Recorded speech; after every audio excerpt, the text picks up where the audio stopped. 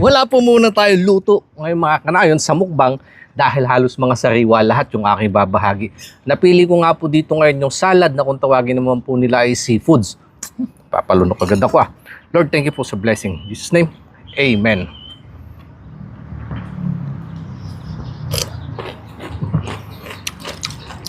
Tingnan nyo na po mga gulay niya. Sariwa-sariwa.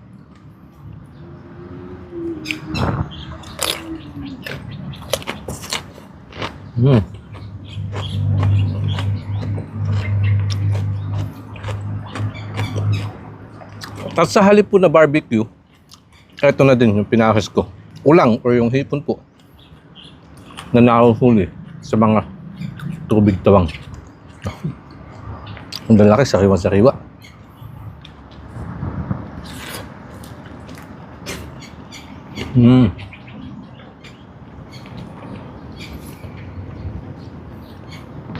Naman na miss yung lasa. Mamaya ako na lilinisan yung mga ulo.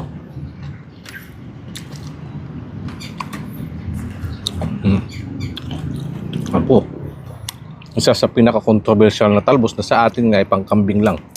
Pero dito po sa Thailand, masarap ipares sa mga gantong salad. Ito na din po yung pinakakanin nila. Rice noodles kung tawagin. Palutin nga natin ng mga dahon-dahon.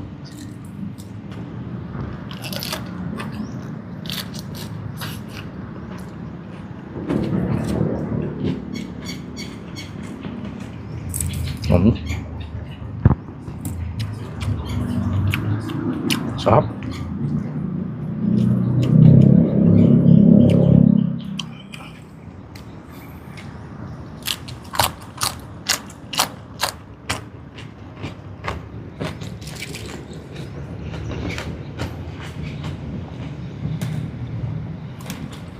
Maliban nga po sa pampagana, nasabi nila kaya daw may mga dahon-dahon na ganito para mabawasan yung anghang. Kasi nga po yung mga ganitong salad nila ay talagang nailigo sa sili.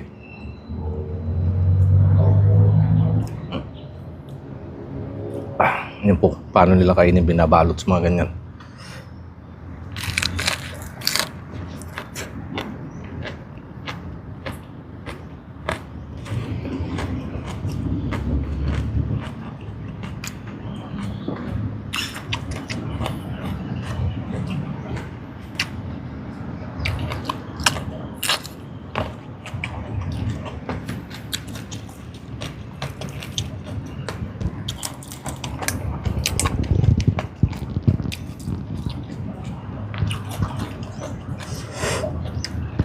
May konti hong pakla at saka pahit yung ipil-ipil.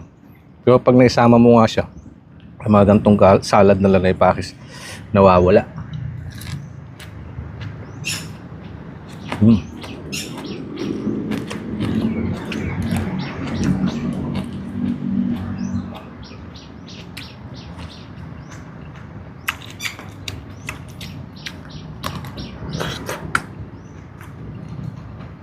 Grabe.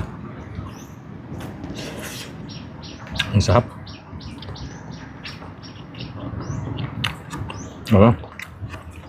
Nakaramdaman ko na ho yung anghang.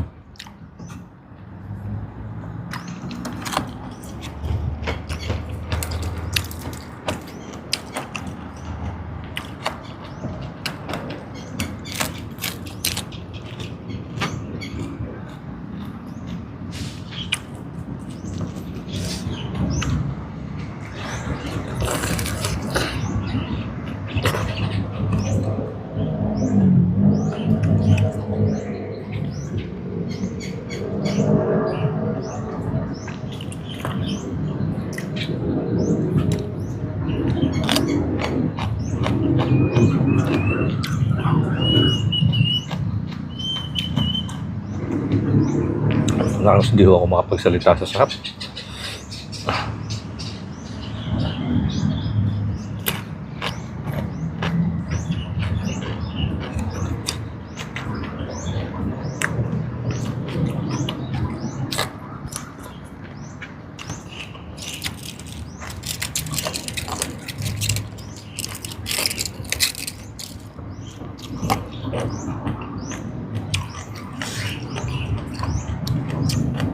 Ang mga kanal po natin nakakapanood dyan, ng mga Thai mukbang.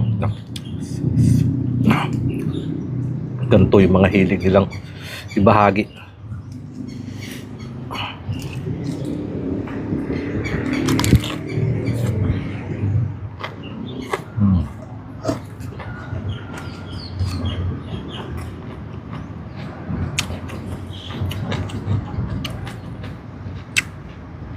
Dahil nga po nakahiligan ko na din. Oh.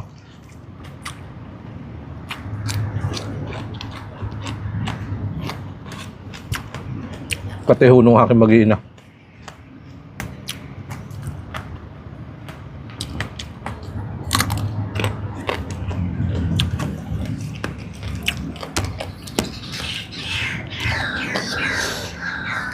Halos tuwing weekend ho kami nag-o-order niyan.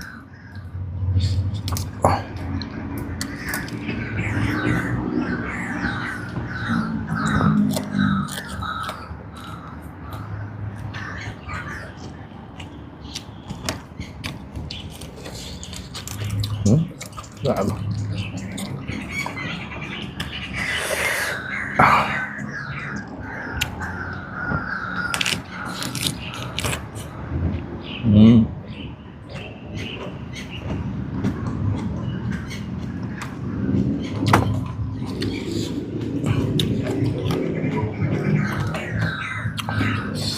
Ano na? Medyo nagpapahamdam na po yung anghang.